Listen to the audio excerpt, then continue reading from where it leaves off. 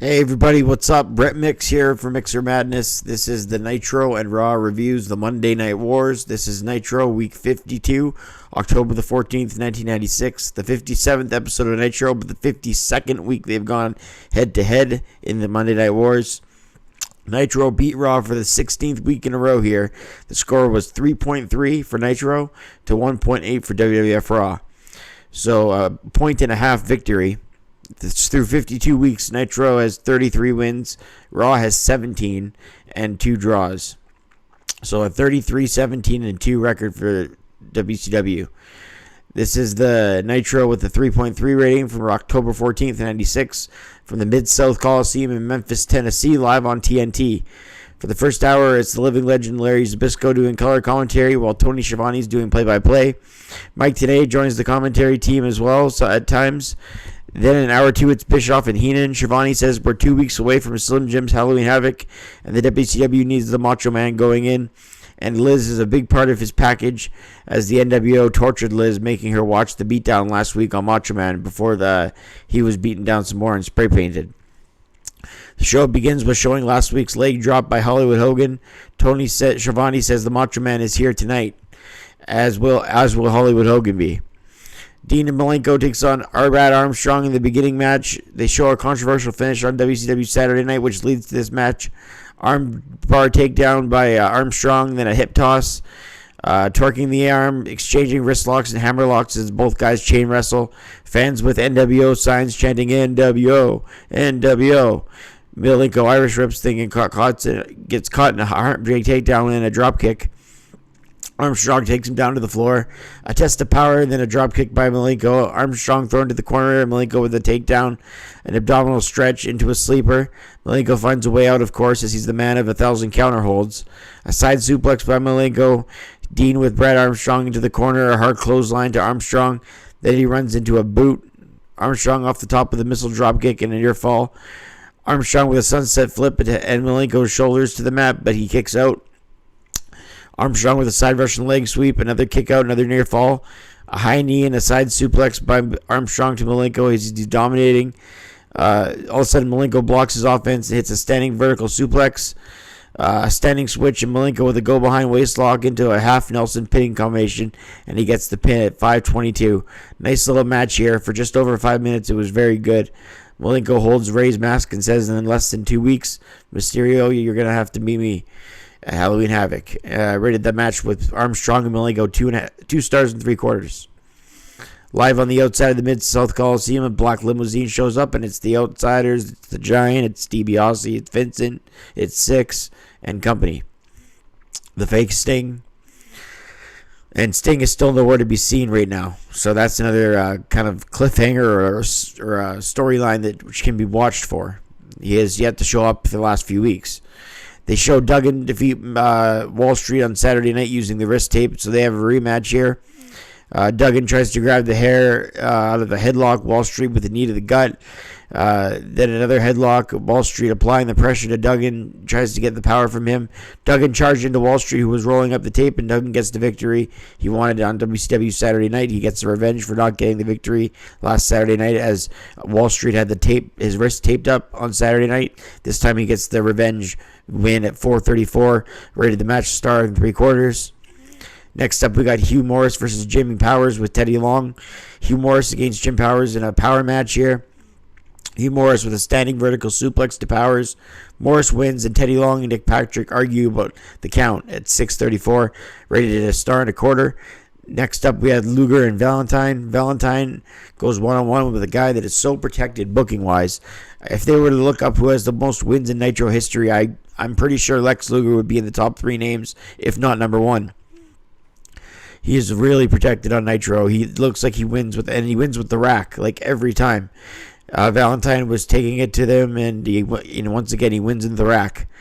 They say Hollywood Hogan will make a big announcement tonight. And that's yet to come. But Luger won with the rack at 6:35. Rated the match a 1.5 stars. Schiavone says a $500 fine to Randy. It'll be a $500 fine to Randy Savage, not $1 million like first claimed. Nick Patrick said no one's going to jerk him around, and Savage should be fined way more. He also claims he's not an NWO referee. Number 2 comes on, and the pyro goes.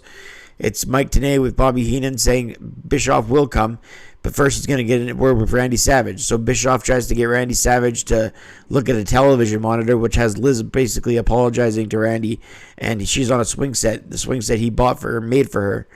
And should we go to the video when Liz is apologizing on the swing set, saying she's lost without him and she needs him, and the NWO is taking over her and pretty much taking control of her, and she wants Randy to know she loves him, and Savage looks all serious. He has the cowboy hat down like this, so you can see sort of his eyes, and they're really emotional, non-Macho Man-like. He's very stoic.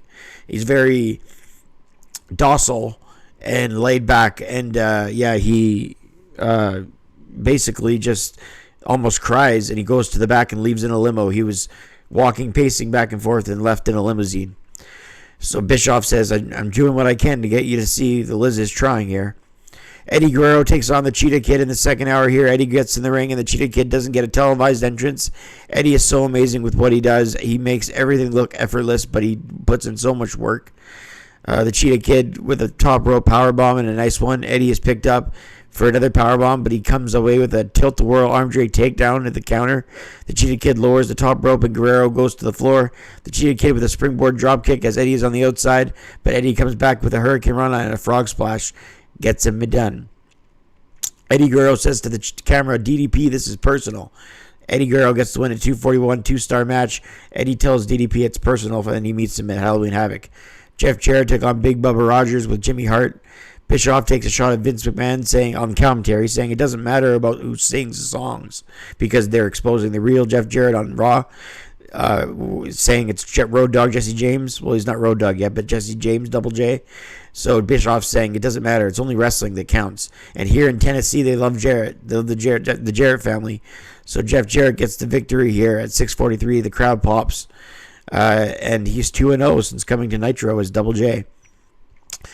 In the main event for wrestling-wise of the show, just the main event match portion, Stevie Ray and Booker T took on Faces of Fear. Both teams were booked very well lately, including the Faces of Fear. Last week they got a squash win. This week they go with a belly-to-belly overhead suplex to Booker T. Mang comes in from the top. Sherry screaming on the outside. Mang does this little dance, which is pretty funny. The Barbarian with a backbreaker to Booker T. Mang and the Barbarian make frequent tags. The Barbarian with an inside cradle. The crowd is cheering as the Outsiders come through the crowd. And this match is a double countout as the Outsiders distract the Faces of Fear. The crowd, I rated the match 2 stars because it went 7 minutes and 17 seconds, even though we had no decisive winner. That does it for the match portion of the show, but the show ends with the Outsiders making their way to the ring. The New World Order then come from the entranceway. No NWO theme yet. They don't always come out to the NWO theme at these stages, but they use the NWO theme at Halloween Havoc. And I think after that, every Nitro after Halloween Havoc, we'll have to see. There's one more Nitro before Halloween Havoc. But basically, the show ends with Hogan's promo and the Nasty Boys coming to the ring with NWO shirts. Hogan says, "What are you doing wearing our colors?" pretty much, and he basically beats the shit out of them for trying to be NWO and saying, unless my name's on the contract, you don't wear our colors. And then they sprayed the Nasty Boys NWO as some fans cheer, some fans throw in shit. Liz is there, and Hogan's telling Savage, he's making it really personal. He's saying that Liz is his woman and he's going to join him in Hollywood after he's done making the 3 Ninja movies. I rated this Nitro a 6 out of 10. It didn't have the greatest wrestling, and the NWO segment saved it at the end, or else it would have been like a 4 out of 10. But this Nitro was saved by the NWO's end segment. They won, like I say, handedly over Raw by 3.3 to 1.8, so a 1.5 point victory on ratings wise, but quality rating wise, 6 out of 10. As I said, the NWO really ripped on Savage and the WCW in the end. The Outsiders also got on the commentary booth and they said, "Harlem Heat, we're coming for you. Hogan, we're coming for Savage." They had everybody.